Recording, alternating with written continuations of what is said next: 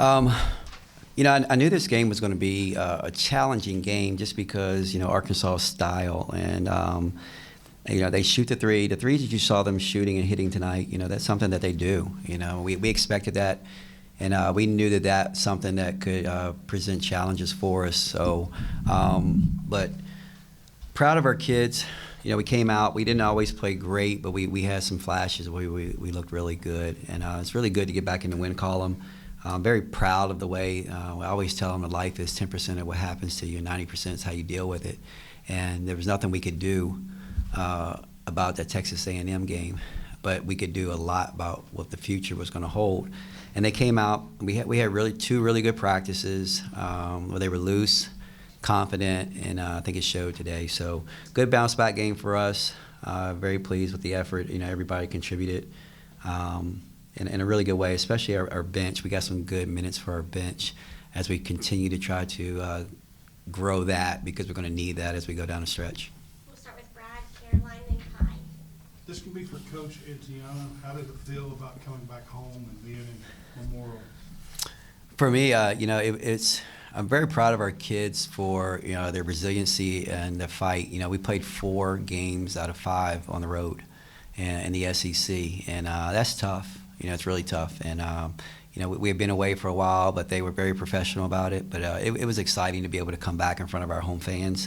It was a good crowd tonight. I think we helped grow the game today. You watched the way the game was played. It was up and down. It was free-flowing. It was freedom of movement. And it was entertaining. And so I think we helped grow the game. But it was really good to be back here. And you still, again, for me, I didn't know any different, and then you get used to a situation. But Mike Neighbors talked about the facility. He walked around it last night, and no offense, but he said it was probably the worst facility, before, and he said now it's one of the best. And so that was eye-opening for me. I had a friend who came up to the game. He's from Virginia, and he was mesmerized by the facility and how it looked. So it was just really good to be back home in front of your home fans. Yeah, I would say the same thing. It was nice. We had a good crowd, and it was great just being out there with everyone and seeing everyone who came out.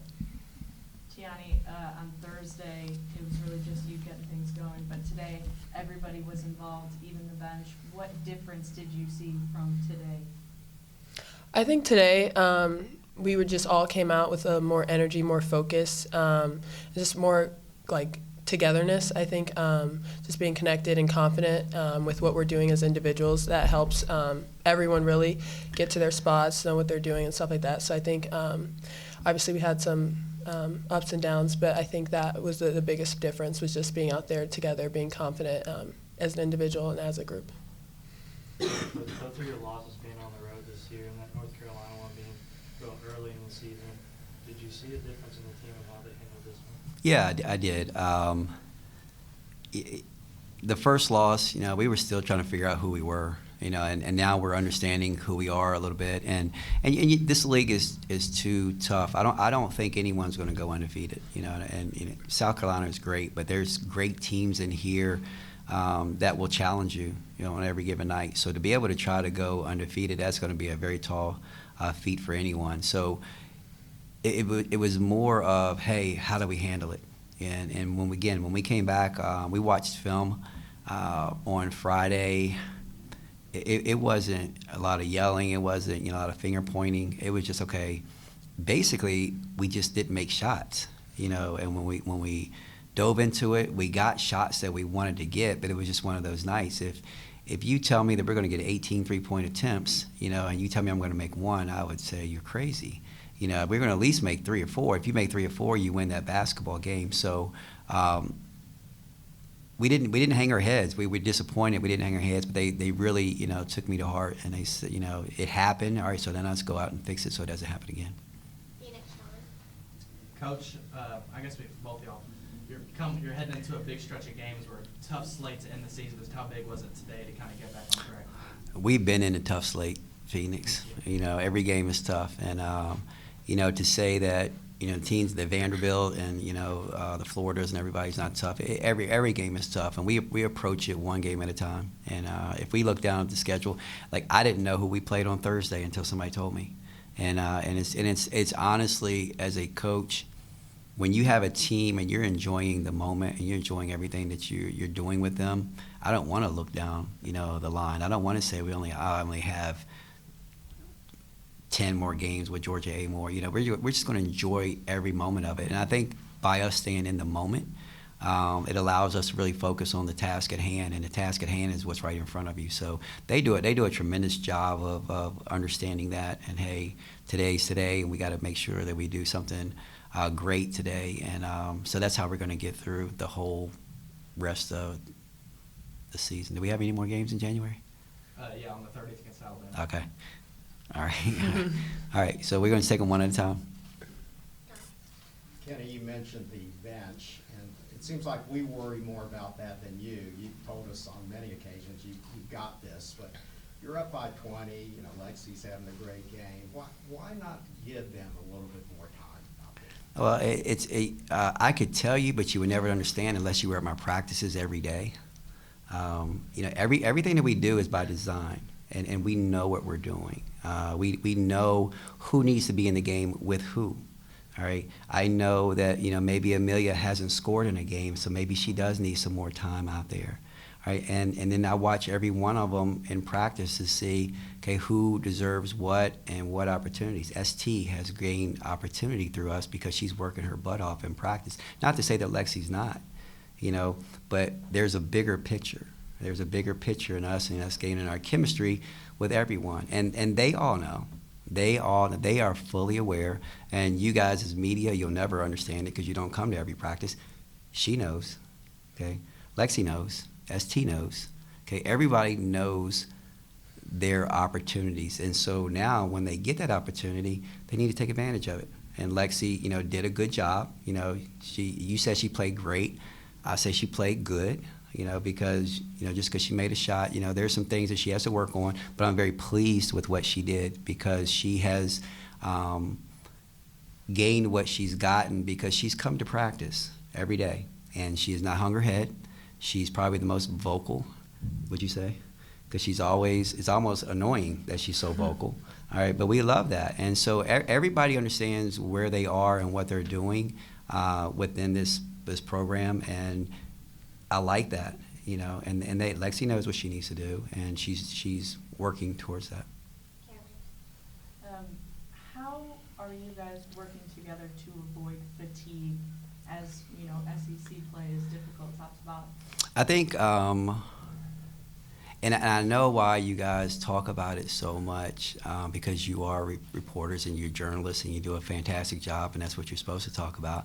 All right, but we are well aware of their level of fatigue. There's not a team in the country right now that's not tired, okay? There's a lot of teams who might play 8 or 9 people, but then they might go into practice and they might practice for 4 hours, and they might go up and down. They might, scrimmage. We're well in tune with their bodies and what they need to do and how we need to operate. And, we can't have magic dust where, losing Jordan and losing Dom when we lost them, okay, they were a big part of what we were going to do, and it was really going to bolster our bench.